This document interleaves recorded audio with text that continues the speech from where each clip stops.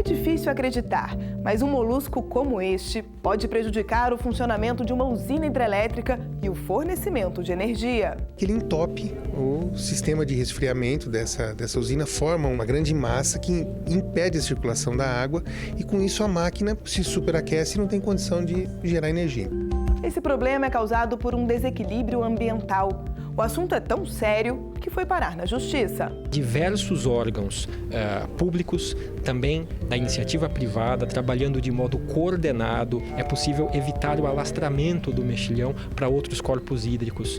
Esse é um dos destaques do Via Legal de hoje, que também fala sobre inclusão social. No Rio de Janeiro, um candidato com limitações físicas foi impedido de participar de um concurso público como deficiente. Ela impediu que o deficiente físico pudesse se inscrever no concurso, dizendo que o número de vagas para deficiente teria que estar previsto em edital. E para começar, a condenação de um fabricante de alimentos que prometia no rótulo dos produtos a prevenção de doenças. O Via Legal está no ar.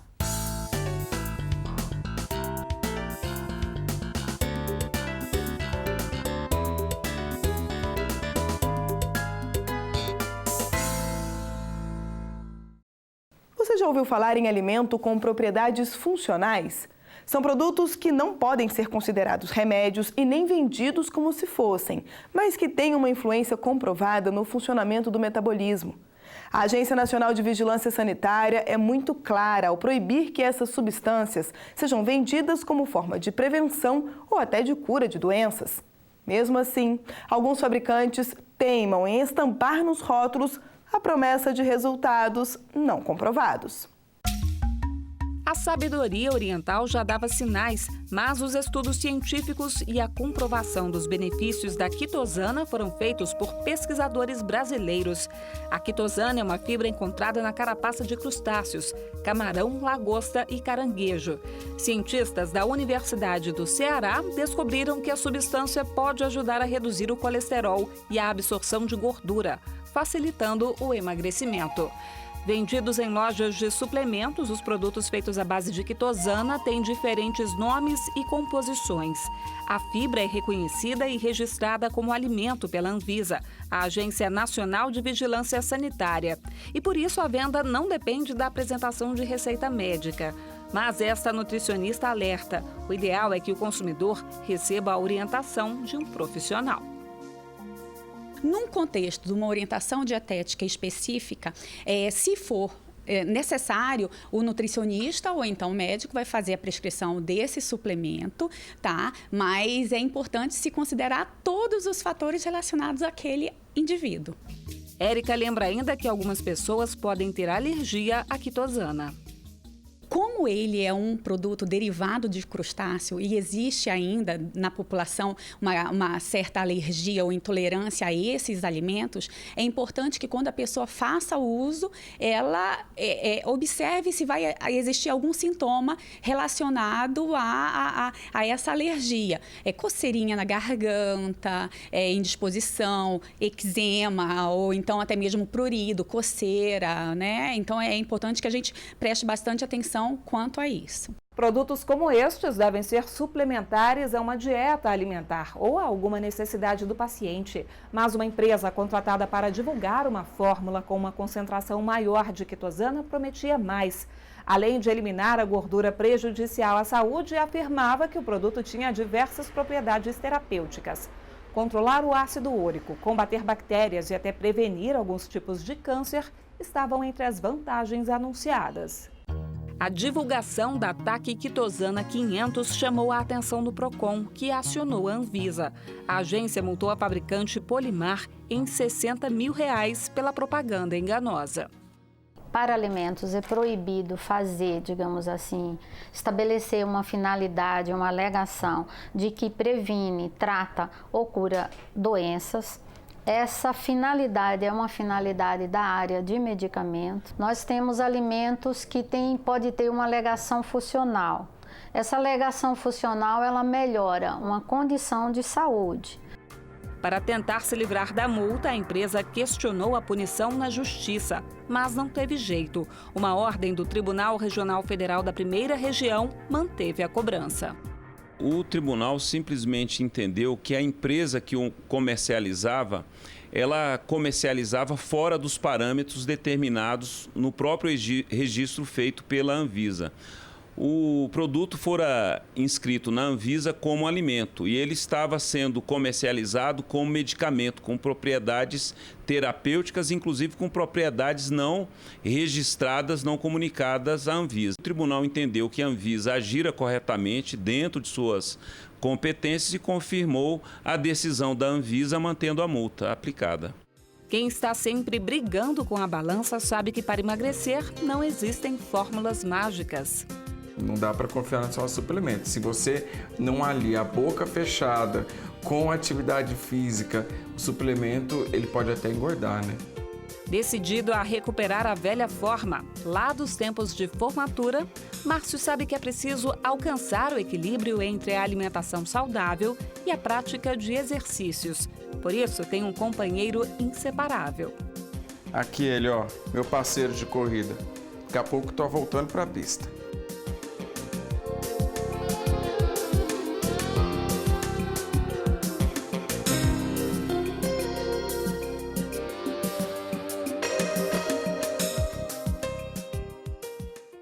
As exigências feitas aos fabricantes são importantes para garantir a segurança e os direitos de quem busca determinado produto no mercado. Imagine se qualquer objeto ou alimento pudesse ser colocado à venda sem nenhuma regra ou cuidado.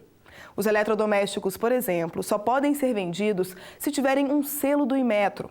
No Rio Grande do Sul, uma grande empresa dormiu no ponto e acabou respondendo na justiça pela ausência da etiqueta.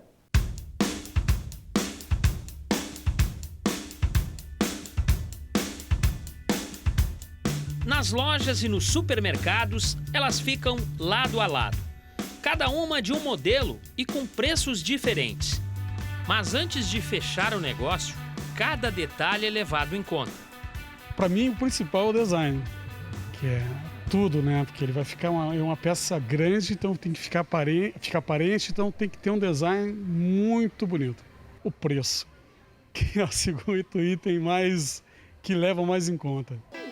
Só que além do preço e do design, um outro item também merece atenção. Consumo de energia.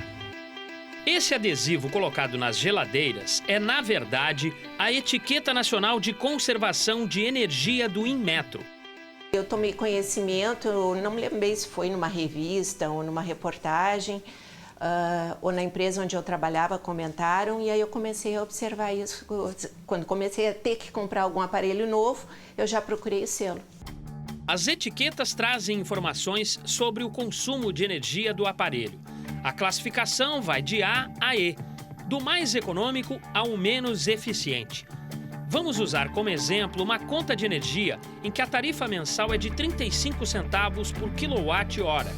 Neste caso, o consumidor que trocar uma geladeira do tipo E por outra parecida, mas de classificação A, vai economizar R$ 100 por ano. A responsabilidade legal de incluir o selo no produto é do fabricante. E em caso de desrespeito à norma, ele pode ser penalizado. Foi o que aconteceu com a Electrolux. O Inmetro constatou que a multinacional havia vendido uma geladeira sem a etiqueta e, por isso, aplicou uma multa de R$ 12.700. Para se livrar da cobrança, a empresa entrou com um processo na justiça. Na ação, a Electrolux do Brasil alegou que os produtos já saem da fábrica com a etiqueta e que não pode ser responsabilizada pelo que ocorre com os eletrodomésticos depois que eles são entregues ao revendedor. Argumento negado pelo Tribunal Regional Federal da 4ª Região, que confirmou a multa aplicada pelo Inmetro. Segundo este especialista, a conduta da empresa fere o Código de Defesa do Consumidor.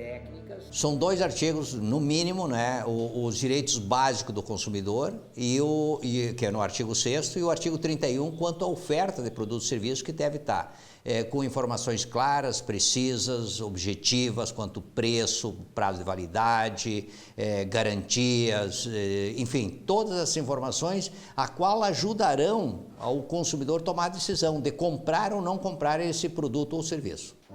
Para quem se preocupa em ter em casa um produto mais eficiente, com melhor preço e baixo impacto ambiental, o selo faz toda a diferença. Para benefício do próprio consumidor, né?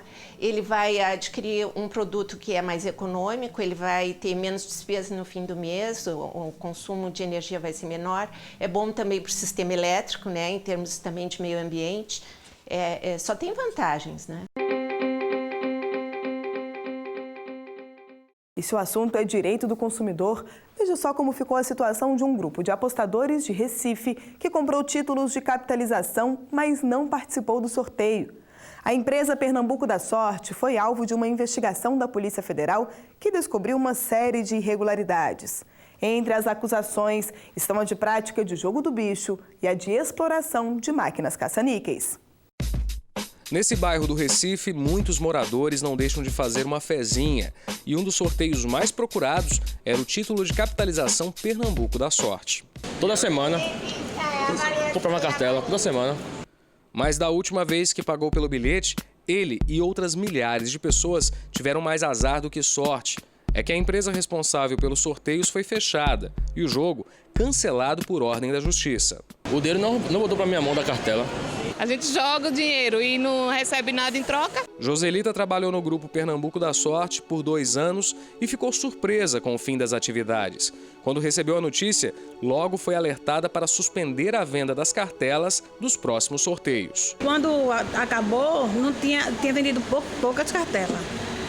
Eu acho que umas 10 cartelas só. Na sede da empresa encontramos as portas fechadas. Depois de muita insistência pelo interfone, o porteiro do prédio concordou em gravar com a nossa equipe. Segundo ele, muitos consumidores têm procurado o escritório para receber o dinheiro de volta. Desde aquele período que foi fechado, já foi anunciado logo aos vendedores que podiam pagar. E os que não pagaram vieram aqui, os compradores, vieram aqui e receberam. Foram ressarcidos todos eles.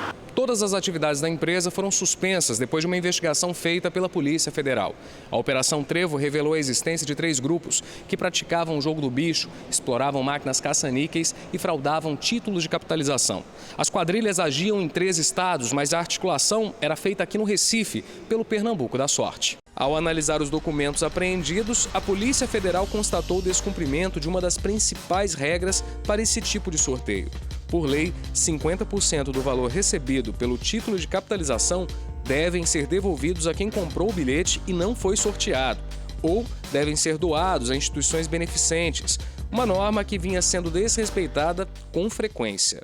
Aquele 50%, em média 50% que deveria ir para uma instituição beneficente, não chegava na sua totalidade a essa instituição criada lá em Minas Gerais, que existe realmente em Minas Gerais.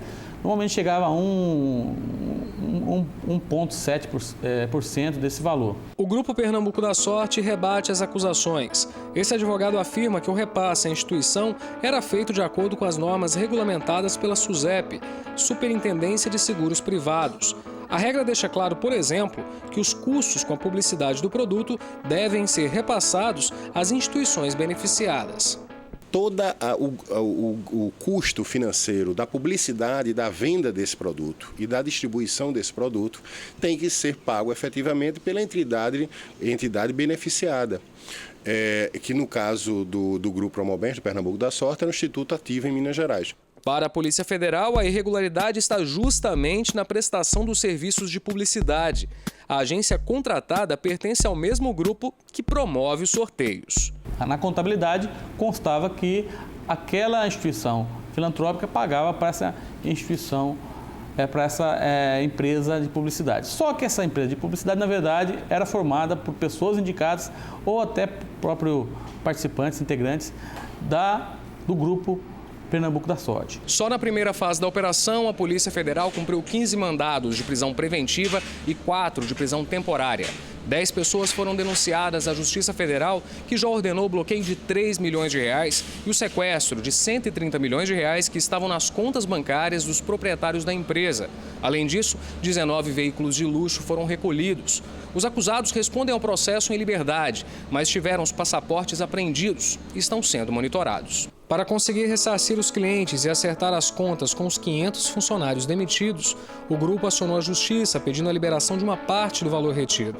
O pedido foi aceito parcialmente. A sentença permitiu que a dívida fosse quitada apenas com os consumidores prejudicados pelo sorteio que não aconteceu. No bairro da Boa Vista, os moradores estão desconfiados. Escolhem os sorteios com cuidado, mas não deixam de apostar na sorte.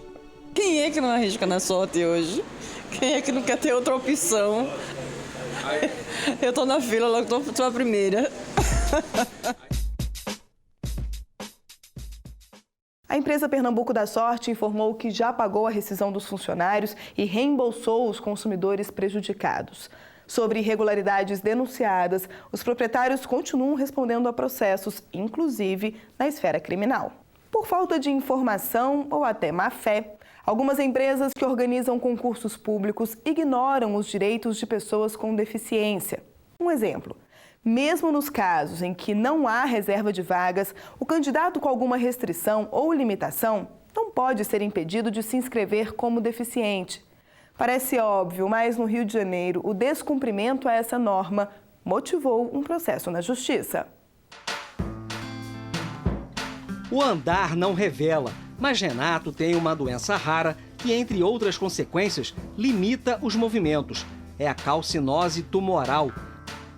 A deficiência genética provoca o depósito de cálcio na parte subcutânea do corpo. Geralmente as pessoas, quando vem alguém que fala que é deficiente, você espera uma pessoa cadeirante, uma pessoa que se encontra com uma doença visível, uma síndrome de Down, alguma coisa do tipo. Aí você olha assim, a pessoa de calça comprida e fala assim, bom, realmente ele não tem nada, né? Algumas dificuldades que eu tenho para fazer as coisas, às vezes alguma coisa simples que as pessoas fazem. Vou te dar até um exemplo, cortar a unha do pé. Às vezes eu preciso até de ajuda. Mas as limitações não impediram Renato de tentar uma vaga no serviço público. No fim de 2014, ele fez concurso para técnico em radiologia no Instituto Nacional de Câncer, no Rio de Janeiro. O edital previa 3 vagas disputadas pela ampla concorrência e uma reservada a negros.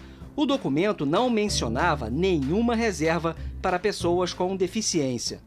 Muitas coisas que as pessoas veem no edital, elas acham que o edital tem seria lei. Na verdade, o edital não é lei, né? O edital pode ter até força de lei, mas ele só regulamenta concurso.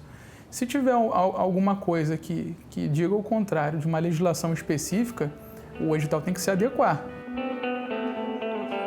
De acordo com a legislação brasileira, a cota só existe quando há pelo menos 5 vagas disponíveis. Menos que isso, é matematicamente impossível cumprir a lei que prevê reserva de 20% do total de cargos. Mesmo sabendo disso, o candidato tentou fazer a inscrição, mas quando mencionou deficiência, foi impedido pela comissão organizadora de participar do concurso. Ela impediu que o deficiente físico pudesse se inscrever no concurso, dizendo que o número de vagas para deficiente teria que estar previsto em edital. Caso não tivesse, não haveria possibilidade de você se inscrever. E com isso eles estão obstando que você possa ser chamado futuramente, porque nem sempre há uma vaga de imediato. Mas caso posteriormente seja chamado mais pessoas, o deficiente se enquadraria e seria chamado. E, nesse caso, não iria acontecer. A intenção de Paulo era fazer parte de um cadastro reserva ou ter a chance de ser chamado caso o número de convocações fosse alterado. Ele conta que tentou resolver o impasse com os organizadores da prova, mas sem respostas, decidiu procurar o Ministério Público e acionar a Justiça. Mesmo não tendo a previsão de cota para determinados cargos, eles pediram e tiveram a sua inscrição como deficiente negada para os cargos em que não tinha cota. E a banca organizadora, a fundação que organiza o concurso, justificava dizendo que não podiam se inscrever, que eles só podiam se inscrever como qualquer um outro.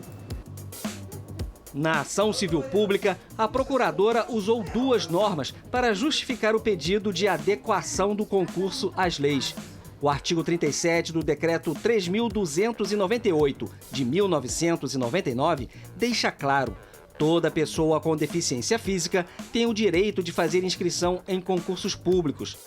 O artigo 8º da Lei 7.853 tipifica como crime o impedimento sem justa causa do acesso a qualquer cargo público por motivos derivados de sua deficiência.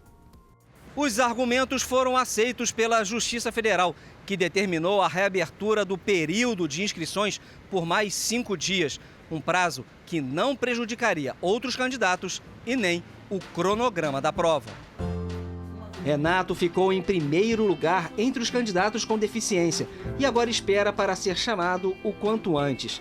Na visão do técnico em radiologia, a luta por inclusão social não pode ser deixada de lado. Eu vejo a limitação, tanto na legislação, não só na legislação, né, mas como todas as coisas que acontecem, principalmente pela falta de informação e de alguém que faça alguma coisa. Porque se ninguém tomasse nenhuma atitude em relação a esse edital, o concurso ia continuar, nenhum deficiente ia poder se inscrever. Principalmente o próprio deficiente, ele tem que saber o que é que ele tem direito, como nesse caso.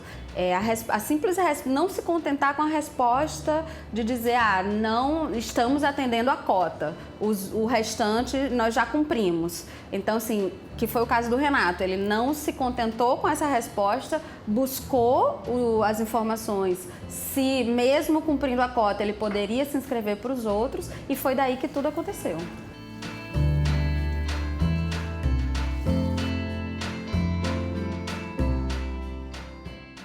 A pauta agora é meio ambiente.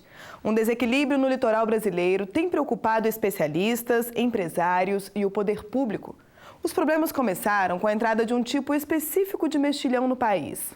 O molusco, por si só, não incomoda, mas um batalhão deles pode simplesmente interromper o fornecimento de energia de uma região.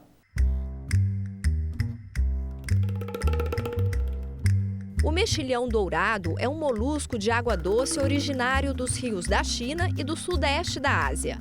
Mas a espécie veio parar nos portos da América do Sul pela água do mar, captada pelos navios cargueiros. E por não ter um predador, se espalhou rapidamente. Conforme a entrada de contêineres ou a saída, esta água vai sendo retirada. Nessa retirada de água, estas espécies indesejáveis aparecem nos países e são espécies exóticas, não nativas e não benéficas ao nosso ecossistema. No caso, foi o mexilhão dourado que entrou pela Bacia do Prata, subiu o Rio Paraná, está no Rio Grande e temos notícias não técnicas que ele chegou na bacia do Rio São Francisco, no Nordeste.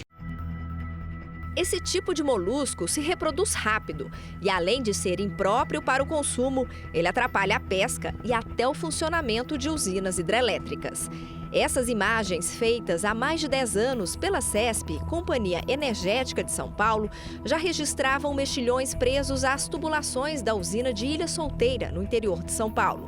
De acordo com especialistas, a alta concentração da espécie provoca o entupimento das tubulações e a interrupção no fornecimento de energia. Uma usina hidrelétrica funciona com uma turbina, um gerador, e ele precisa ser resfriado, né? Igual um motor de carro. O que acontece com o mexilhão é que ele entope o sistema de resfriamento dessa usina, forma uma grande massa que impede a circulação da água e com isso a máquina se superaquece e não tem condição de gerar energia. Então, para se proteger, ela se desliga. Uma situação extrema que poderia ter sido evitada com planejamento. Esse é o argumento do Ministério Público, que entrou com uma ação na Justiça Federal contra a CESP, o Estado de São Paulo, a União e o IBAMA. A intenção é obrigar o poder público a tomar medidas emergenciais e preventivas em relação ao avanço da praga. Existe um histórico atrás disso, né? Há uns 11 anos, havia sido constituído um grupo de trabalho para cuidar desse problema, para evitar essa proliferação desse mexilhão dourado. E esse grupo se desfez, acabou não tendo continuidade e o mexilhão foi crescendo, foi se reproduzindo, foi aumentando o problema cada vez mais. O caso chegou ao Tribunal Regional Federal da Terceira Região, mas por não existir estudos sobre a erradicação da espécie e envolver outras empresas, a Justiça decidiu criar um grupo de trabalho para encontrar a melhor solução. Pesquisadores, Ministério Público e os ministérios da Marinha e da Agricultura participaram do debate. E uma das questões levantadas foi o uso de produtos químicos para conter a infestação. O agrotóxico é um mal necessário. Então, já que existe a infestação, não existe como combatê-la e nem erradicá-la, então que cause menos prejuízo às atividades econômicas, né? Então, no caso, a instrução normativa, acho que ela viu essa nova realidade e flexibilizou, possibilitou o registro para uso emergencial desses casos, inclusive. Então, são agrotóxicos, não deixam de ser, e precisa de passar por um processo de avaliação da toxicidade, de tudo. Então, a gente não sabe como será feita a aprovação, mas, de qualquer forma, flexibilizou-se e pode ser apreciada pela instância competente. Então, isso já foi um ganho. O grupo fez um relatório e propôs um cronograma de ações a ser implantado até 2016. Uma esperança de evitar não só a proliferação do molusco, como novos processos na justiça. Diversos órgãos públicos, também da iniciativa privada, trabalhando de modo coordenado. É possível evitar o alastramento do mexilhão para outros corpos hídricos. É possível minorar o problema, enfrentar sim, de modo concreto. Erradicar, o grupo chegou à conclusão que ainda não é uma possibilidade, mas quem sabe no futuro com o avanço da ciência.